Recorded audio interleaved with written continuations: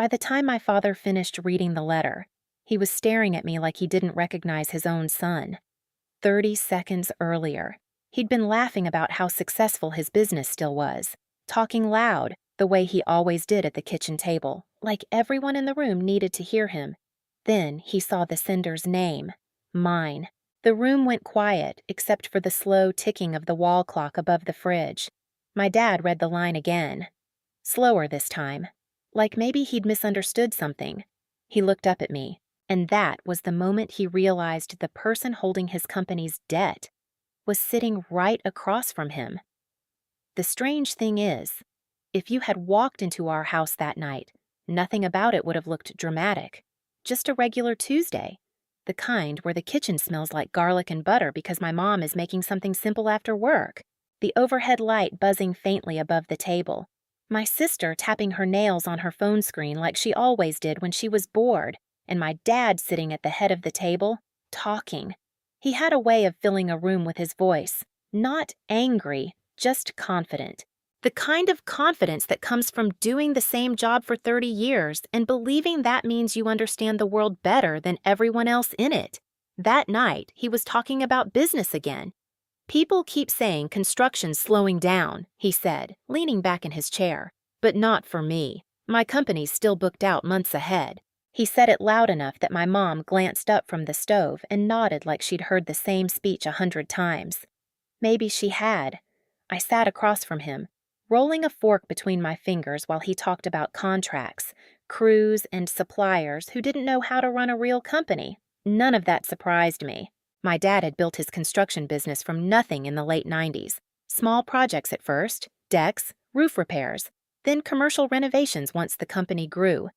By the time I was in high school, he had 10 guys working under him and a pickup truck with the company logo printed on both doors. For most of my childhood, that truck felt like proof that my father could solve any problem. What most people didn't know was how much he hated the way I chose to make money. He never said it outright, not at first, but it slipped out in little comments. You still delivering food, he'd ask sometimes. Or, must be nice not having a real schedule. He said those things casually, like jokes, the kind people make when they think they're being helpful. The truth was, I did work delivery shifts sometimes. It was easy cash, flexible hours, and it kept people from asking questions about the rest of my income, which, frankly, I preferred. But to my dad, it was embarrassing. You know, he said that night, pointing his fork at me, a man your age should be building something real. My sister smirked without looking up from her phone. Dad means a real job, she added. I shrugged and took a sip of water. You learn pretty quickly that arguing with someone like my father doesn't change anything. It just turns dinner into a lecture. So I let him talk.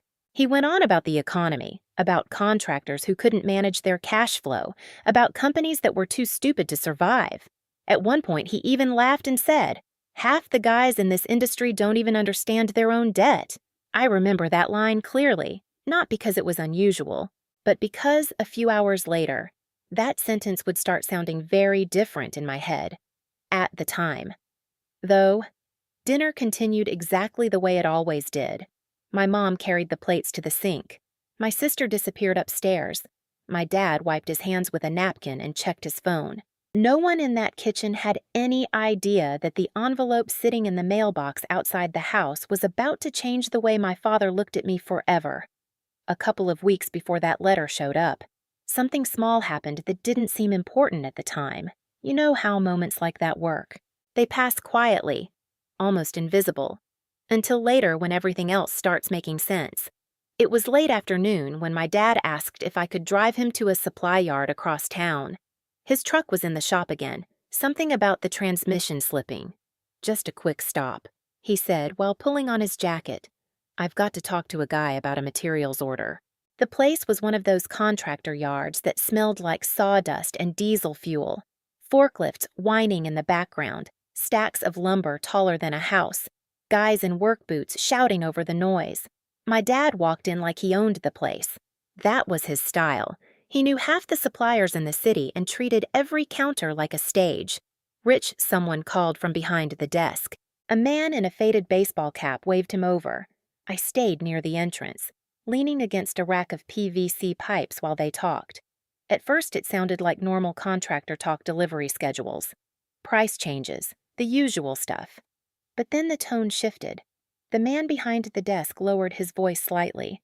"Look, Rich, I need to ask about the last invoice." My dad didn't react right away. He just kept flipping through the stack of papers he'd brought with him.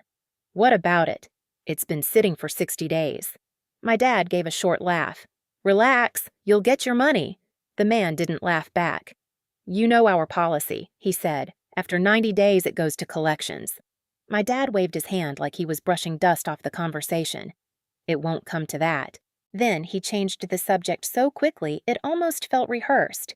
"Anyway, how's your kid doing in college?" That was the moment I noticed something strange. Not panic. My father didn't panic, but there was a tightness in his voice I'd never heard before. The conversation wrapped up a few minutes later, and we walked back out to my car. The evening air smelled like rain coming. My dad climbed into the passenger seat and shut the door a little harder than necessary. "You hear any of that?" he asked. I shook my head. "Not really." He nodded once, satisfied, then stared out the window while I started the engine.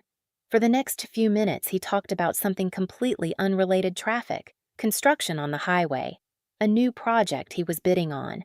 But there was a rhythm to the conversation that felt forced, like someone trying to cover a sound with music. When we got back to the house, he went straight inside without saying much else. I sat in the driveway for a minute longer than usual, watching the porch light flicker on. At the time, I told myself it was nothing. Contractors argue about invoices all the time. Bills get delayed. Payments move around. That's how business works.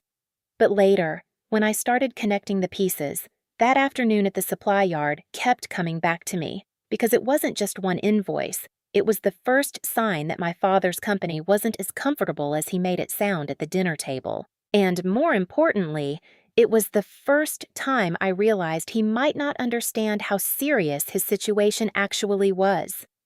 A few days after that trip to the supply yard, I stopped by the small coffee place 2 blocks from my apartment. It was the kind of place where the espresso machine never seemed to stop hissing, and the floor always felt a little sticky near the counter. I had my laptop open, half working, half watching people come and go through the glass door.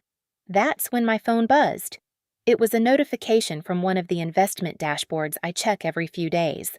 Nothing dramatic, just an update on a small portfolio I'd put money into earlier that year.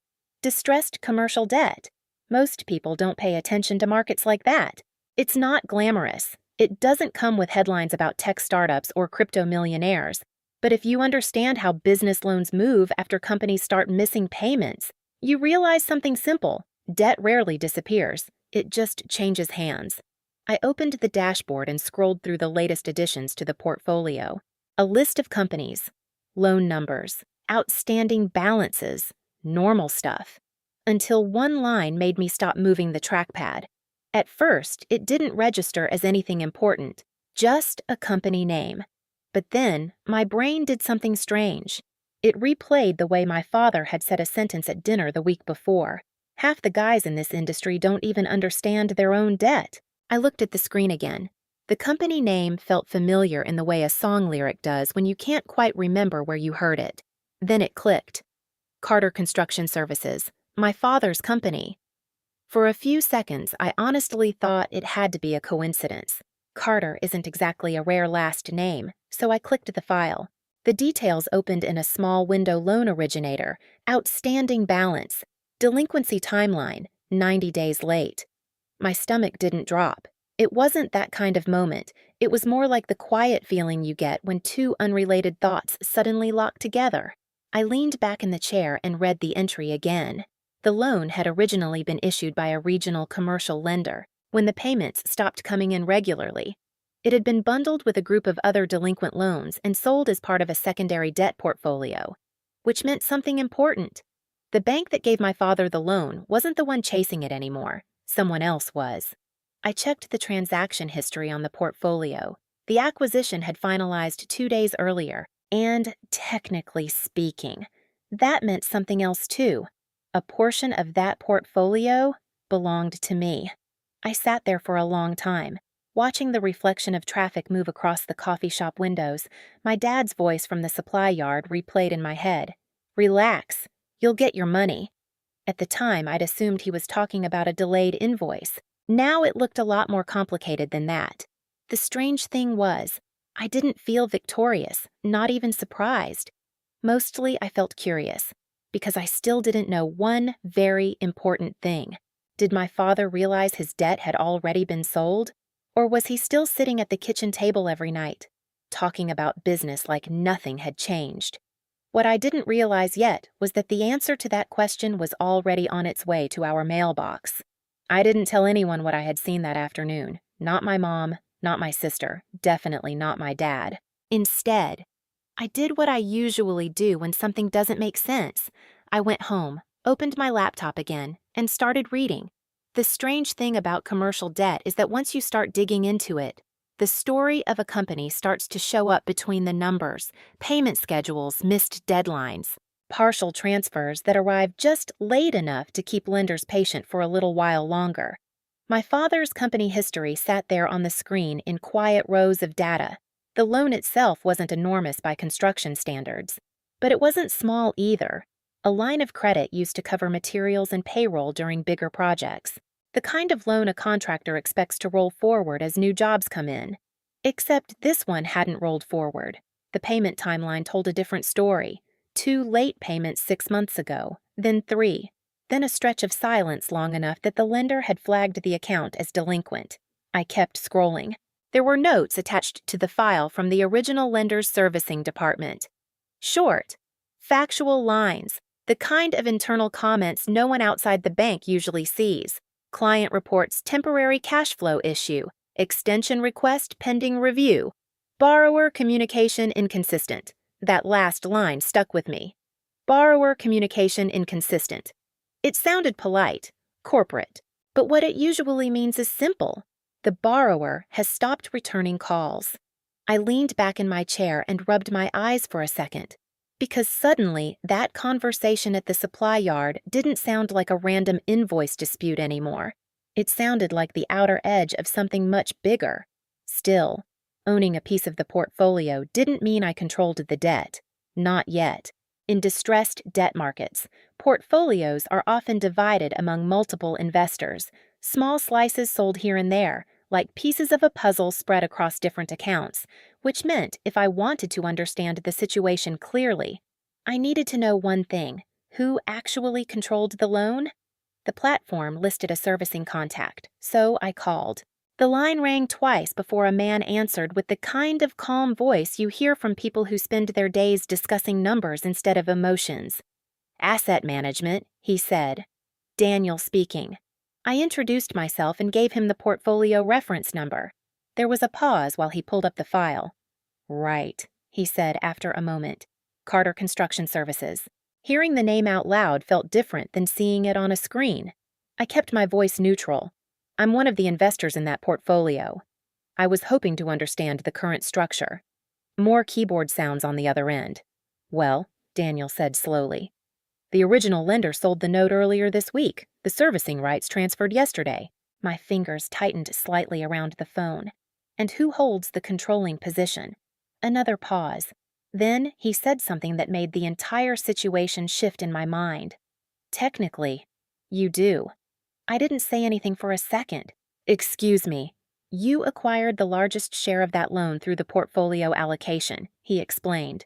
"That gives you primary decision authority for restructuring or collection." The words hung in the air between us. Primary decision authority, across town. My father was probably finishing dinner, talking about business the way he always did, completely unaware that the person who now had the final say over his company's debt was his own son. For a few days after that phone call, I didn't do anything. Not because I didn't know what to do, honestly. The next steps were pretty straightforward. When a commercial loan changes hands, the new servicing company sends out a formal notice. The borrower gets a letter explaining who now owns the note and who they're supposed to talk to moving forward. It's standard procedure. Still, I found myself checking the mailbox every evening when I stopped by my parents' place for dinner. The air had started cooling down that week. You could smell fallen leaves in the yard, that dry, earthy smell that shows up right before autumn settles in. The mailbox sat at the edge of the driveway, the red flag tilted slightly from years of being pushed up and down. Thursday was the day it finally arrived. My dad grabbed the stack of mail on his way inside, flipping through envelopes while he walked toward the kitchen. Bills, local ads, something from the electric company, then the certified envelope. He frowned at it like it was an annoyance. "What's this now?" The paper made a dull sound when he dropped it onto the kitchen table. No one reacted. My mom kept rinsing dishes. My sister was halfway through a conversation on speakerphone upstairs. I sat across the room, leaning against the counter. My dad tore the envelope open with his thumb. At first he looked confused, then irritated. His eyes moved down the page slowly, his lips pressing together as he read. "Restructuring notice," he muttered. Another few seconds passed. Then his voice stopped completely. That silence pulled my mom's attention away from the sink. "What is it?" she asked. My dad didn't answer right away. Instead, he turned the page and looked at the bottom where the creditor information was printed. He read the name once, then again.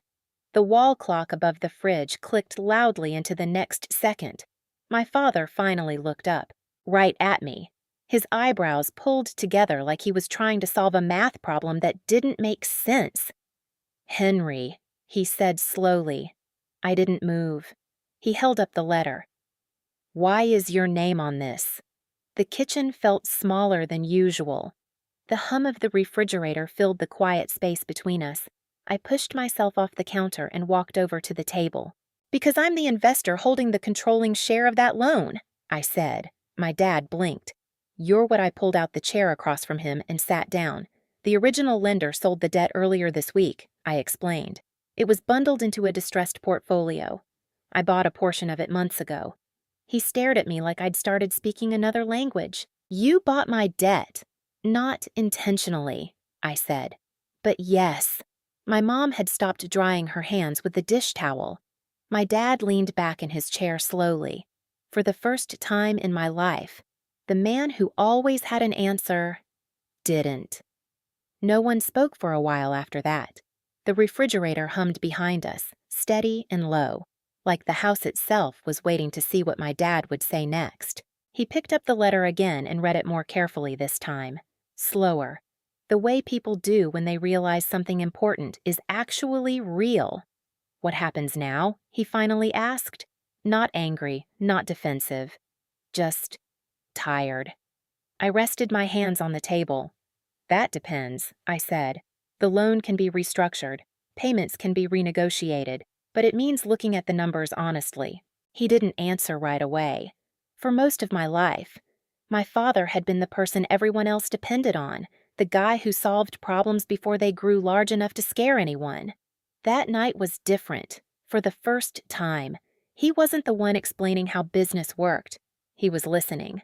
Eventually, he nodded once and folded the letter. The strange part is, the story didn't end with a fight or some dramatic apology. It ended with a long conversation about money, mistakes, and what happens when pride gets louder than reality. If you've ever watched a situation in your own family slowly shift like that, I'd be curious to hear what happened next. Share your thoughts in the comments, and subscribe if you want to hear the next story.